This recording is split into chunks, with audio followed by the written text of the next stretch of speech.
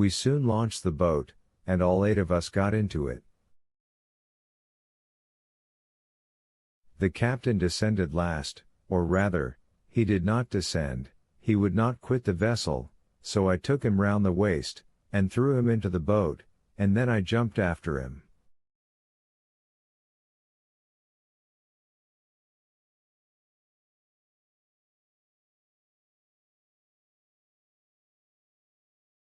It was time, for just as I jumped the deck burst with a noise like the broadside of a man of war.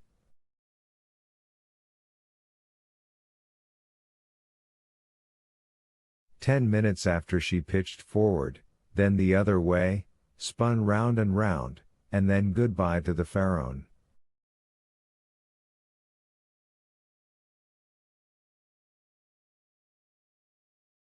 As for us, we were 3 days without anything to eat or drink, so that we began to think of drawing lots who should feed the rest.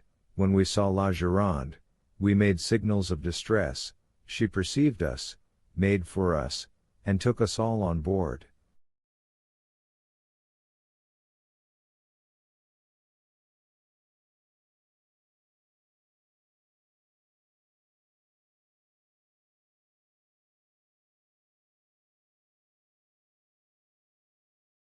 There now, M. Morel, that's the whole truth, on the honor of a sailor, is not it true, you fellows there?"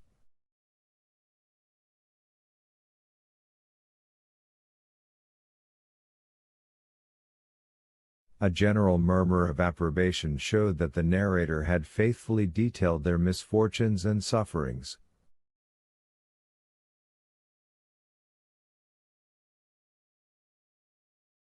"Well, well," said M. Morel, "I know there was no one in fault but destiny.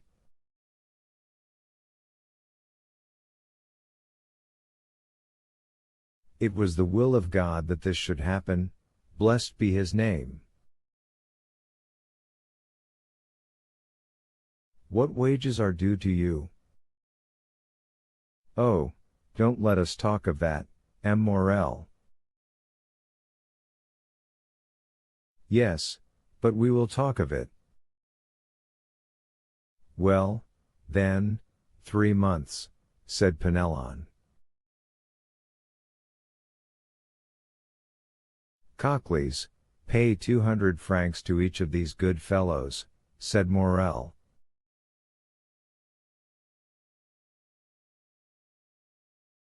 At another time, added he, I should have said, give them, besides, 200 francs over as a present, but times are changed, and the little money that remains to me is not my own.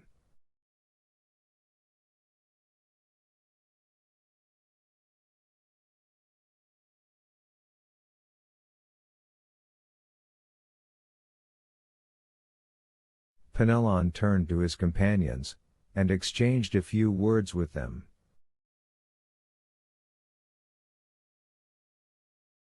As for that, M. Morel, said he, again turning his quid, as for that.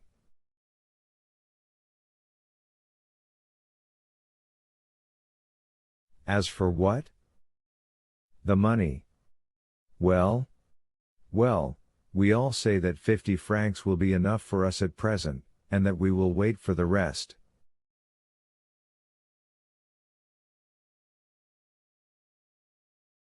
Thanks, my friends, thanks, cried Morel gratefully, take it, and if you can find another employer, enter his service, you are free to do so.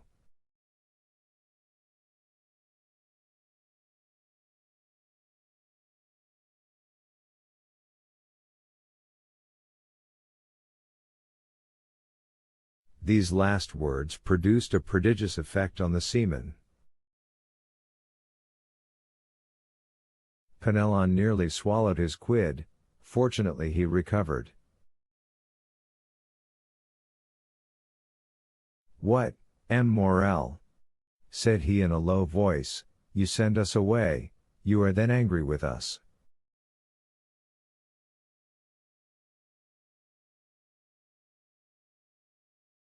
No, no, said M. Morel, I am not angry, quite the contrary, and I do not send you away, but I have no more ships, and therefore I do not want any sailors.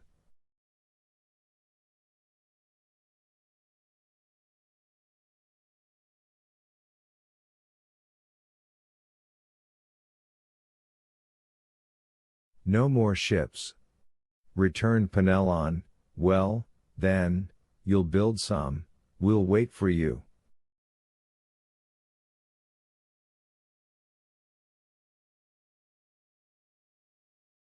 I have no money to build ships with, Penelon, said the poor owner mournfully, so I cannot accept your kind offer.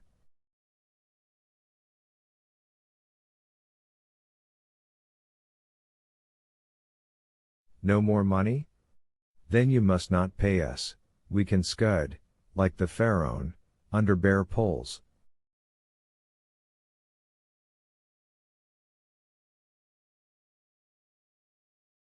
Enough, enough, cried Morel, almost overpowered, leave me, I pray you, we shall meet again in a happier time.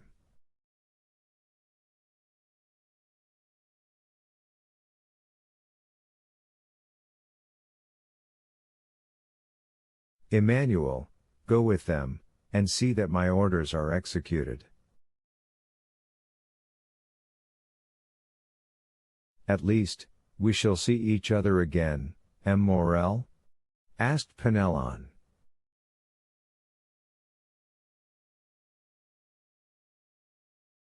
Yes, I hope so, at least. Now go. He made a sign to Cocles, who went first, the seamen followed him and Emmanuel brought up the rear.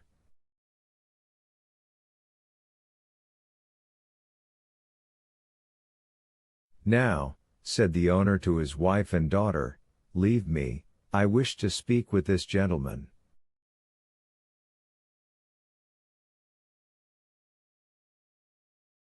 And he glanced towards the clerk of Thomson and French, who had remained motionless in the corner during this scene, in which he had taken no part, except the few words we have mentioned.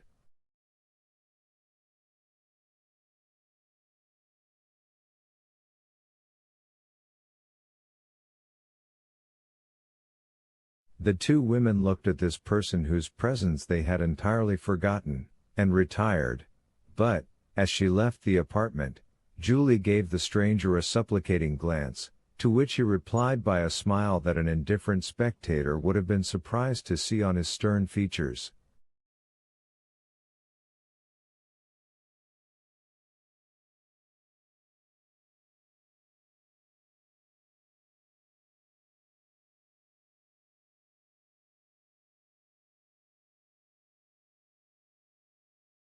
The two men were left alone. Well, sir, said Morel, sinking into a chair, you have heard all, and I have nothing further to tell you.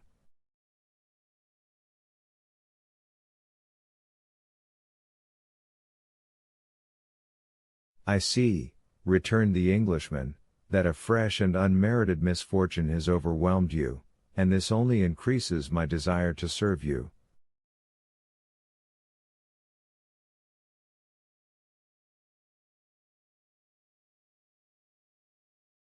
Oh, sir! cried Morel. Let me see, continued the stranger, I am one of your largest creditors.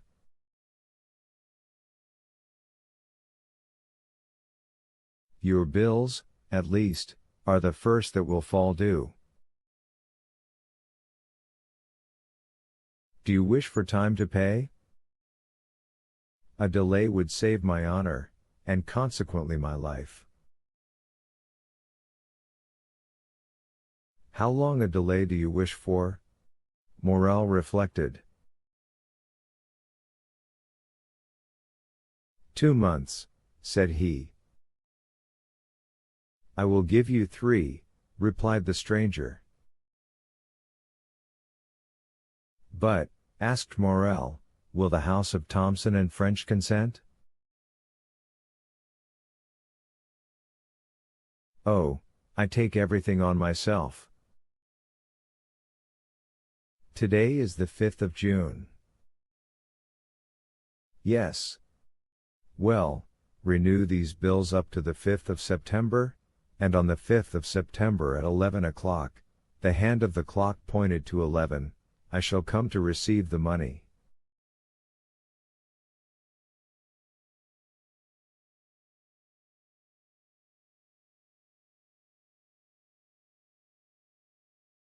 I shall expect you, returned Morel, and I will pay you, or I shall be dead.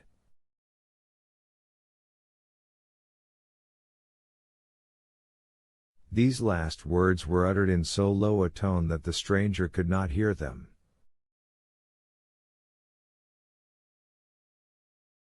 The bills were renewed, the old ones destroyed, and the poor shipowner found himself with 3 months before him to collect his resources.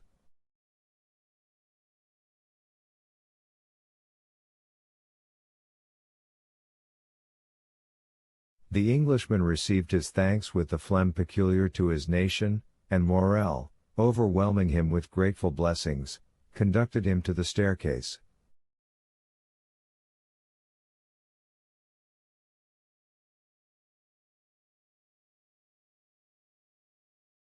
The stranger met Julie on the stairs. She pretended to be descending, but in reality she was waiting for him.